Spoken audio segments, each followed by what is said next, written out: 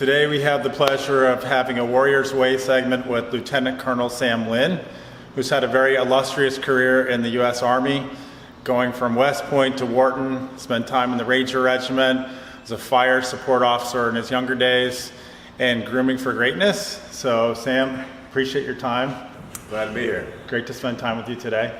The purpose of Warrior's Way is really to contribute to the community and to look at successful special ops vets and see what makes them tick and what insights and learnings can we get that can help us make us more successful. So first thing I'll ask you is, what's your morning ritual? I roll out of bed, actually use a sleep app so I can make sure I'm getting a good night's sleep, and so I get some immediate feedback on that. I roll out of bed and this is on a great day, right? It's not, my track record is probably not 100%, but I like to do 20 minutes of meditation. I use an app called Headspace just to kind of get me centered for the day. A cup of coffee, and then it's here to CrossFit Soar. So again, on good days, I'm getting that hour workout in. Right now, I'm a professor of military science, so I kind of have a flexible morning work schedule sometimes. So I'll come home, cook myself and my family some breakfast, and then walk the kids to school, and then drive in for work. So I commute to from North Jersey to Manhattan or the Bronx, depending on the day.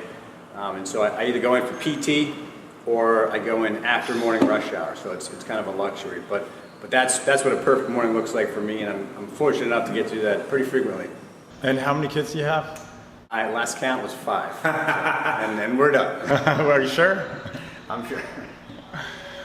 Sam, where does your mind? I mean, you've been through some really, I don't want to talk on your behalf, but you've been awarded Bronze Star for Valor, and you've had numerous awards and decorations, and you've been in some really hard situations that are super challenging physically, mentally, and emotionally. You've kind of been to the edge, and I'd say a little bit beyond. Where does your mind go when the suck factor is insane? In the gym, that's like the most frequent place I find the suck factor. I find myself, wanting to stay mentally sharp, and I do calculations. Like I'll try and, figure out how can I go faster, how can I do all that kind of stuff. And, it's kind of a nerdy answer, but maybe that's the authentic me. I think in those kind of situations, the higher the suck factor gets, I think as humans, we tend to kind of become myopic and start doing, internal assessments, kind of a constant running, am I okay? Does my leg hurt? Does my head hurt? Am I tired? Am I hungry? Am I scared? And so where I go as a leader is to try and open that aperture back up and see what's going on. And I think when the suck factor gets high, my goal is to get outside myself and see and do and help. And I think the more I can focus on the situation and other people, the less I worry about my own suck factor. Mm-hmm. That's kind of a lead into, you're actually also a scholar on leadership. What are some tenets for us in terms of leadership some guidance and words of wisdom for us on leadership? I'm careful to call myself an expert on. I dabble. I think the thing that I've learned about leadership is, and it's just the word becomes you say it enough and it just becomes a little mushy. I think leadership is getting others, some group, to do things that they can. Right. So any given group is going to have a level of skill and ability absent the leader, and leadership is getting more. I don't want to say out of, it's not a manipulation, it's creating a vision, creating a goal, and getting the group to do something that they can. And I think that the thing that I've learned in reflecting over the last couple of years is that leadership is always obvious in retrospect, but I think when it's happening, it can look a lot of different ways. And I think that the reason that is, in retrospect, things we say about leaders is, we never could have done it without them. They saw through all the fog and the friction. And I think the reality is, in the moment, leaders are doubted because leaders are taking risks, leaders are pushing people to do things that they can't. And so it's very hard to recognize in the moment, because when you're being led, you probably disagree in some way, shape, or form with what they're doing. But in retrospect, if they're successful, it becomes obvious. Now, as a leader of leaders, I think one of the implications is you can't just reward outcomes. You have to reward decisions, effort, good decision making, because that's what's over the long term going to result in the most successes. I have an expression I use with cadets, which is, character is doing the right thing when no one's watching. Leadership is doing the right thing when everyone's watching and nobody agrees with you. Amen. It's a little different there. Yeah. You're quite a Renaissance man. You're has time professionally from the Ranger Regiment and JSOC, and then economics professor and Wharton grad. So it's really interesting. How do you, in terms of, how do you apply one to the other in terms of your everyday outlook? I think that there's a ton of overlap, and it's one of those things where the more pools of deeply talented people that I had the fortune of working with, the more I can seem like a smart person in one group because I just know enough about what these people know, and then seem like the tough guy or the combat tested one in the other group, and just bring best practices back and forth. I mean, the credibility that being from the Army, having spent a little time in Ranger Regiment, at a place like Penn, was invaluable in starting relationships and building friendships and things, and then all the knowledge and horsepower and opportunities that going there went, brought back to the military. Some of the things that my peers at Penn are doing now are very interesting to my current group of folks that I work with. What would Sam today say to a young Sam? What are some words of wisdom that you would have for yourself at a younger age? I think I had pretty good perspective as a young person on, like, you're lucky, like you're a lucky person, like this is a great situation you're in. I think I would say, life is going to be awesome. It's going to be full of drama and heartbreak and ups and downs and all of that. But how fortunate are we to be in this country? I've had a lot of luck. I'm pretty blessed all along the way, and I haven't hit a stage so far. I mean, maybe it's coming as I walk out the door where I haven't just been super thankful for where I've been and the folks I've been around and all that. So I would say, man, you're a lucky dude. Yeah. Enjoy the next 20, 30, 40 years. Nice. You wrote a pretty wonky paper to leadership. I thought it was pretty intriguing, at least on the title. I forget what the title is, but it's something about looking at the prism of risk, and if somebody's not taking enough risk, that's kind of contributing to negative outcomes. So it's called unintended risk, and the idea is that assuming or mitigating risk in the short term is somewhat of a fallacy in a combat type of scenario. You can transfer it from what I would categorize as accidental versus tactical risk. And where I see, the point of the paper is basically, in the global war on terror, there's not an organized enemy, and so, the tactical risk is relatively flat. The longer you wait, the enemy's not maneuvering on you. They're not doing they might be planting IEDs behind you, but in the grand scheme, it's relatively low. So taking your time and mitigating accidental risk, I told you I was going to be nerdy, right? To a great extent, is worth your time to optimize your overall risk. And we put a lot of policies and regulations into place, forcing us to do that. All clearing airspace, triple checking the ground is clear before you're, calling for fire or something like that. Mm-hmm.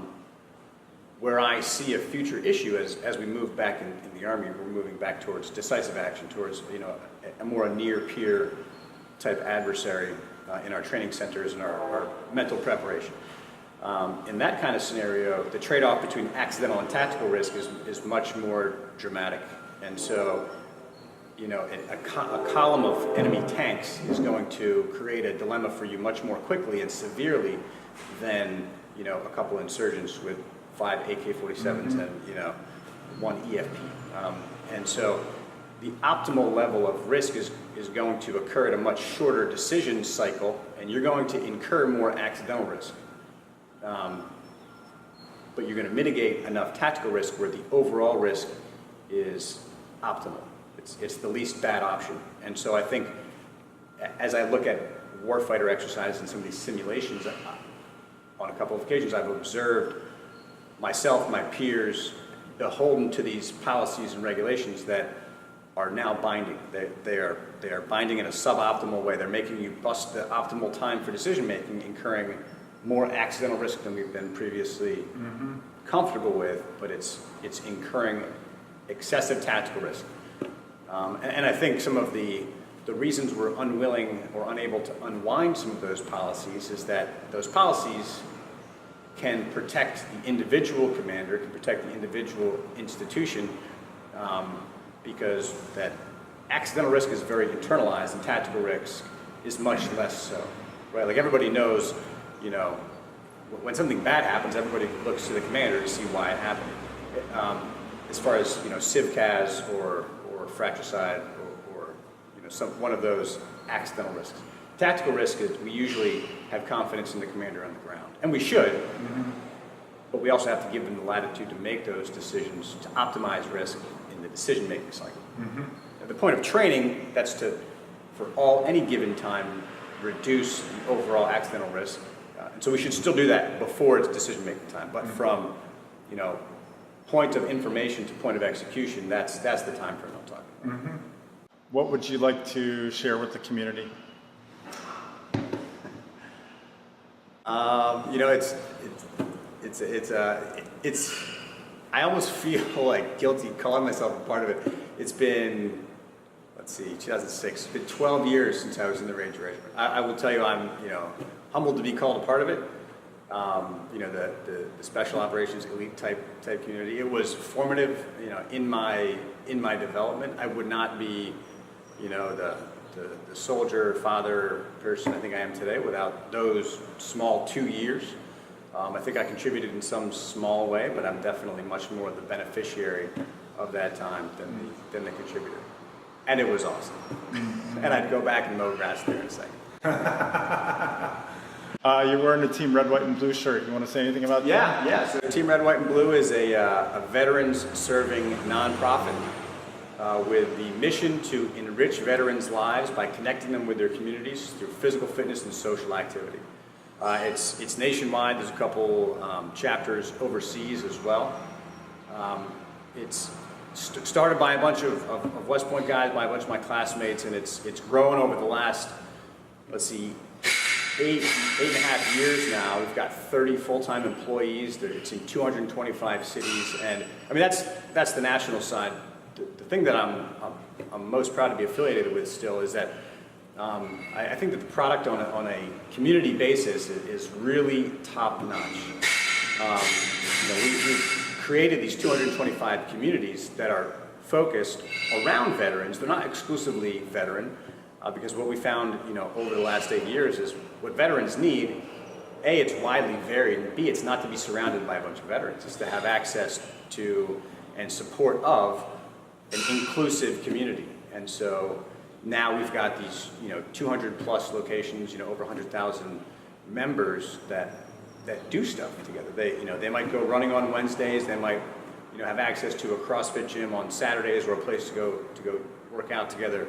They do yoga. I was down in Texas at the Bush Center maybe 2 or 3 months ago, and I dropped in on the local Team Red and Blue chapter, and they were having a barbecue, right? And I actually met a guy from North Jersey who had just moved down there, a veteran. He was at a Fort Dix reservist. He had just moved back to Texas, didn't really know anybody anymore, plugged into the Team Red, White, and Blue chapter down there, and was at a barbecue. I mean, the first week he was there. So I think that's the power of that community. And again, it's been great to see our full-time staff is top-notch. Our volunteer staff is, that's probably where the that's where the magic is really happening.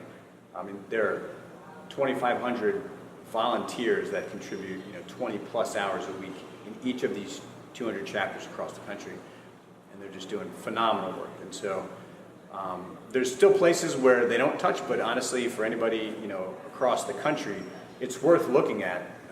If there's a Team Red, White, Blue chapter around you, I mean, there's no cost. We're not going to hit you up for fundraising or anything like that, but it's a pretty cool community, and it's been great to be a small part of it and see it grow over the last 8 years. Very cool. Very cool. Sam, thank you so much for your time. Really appreciate it. Absolutely.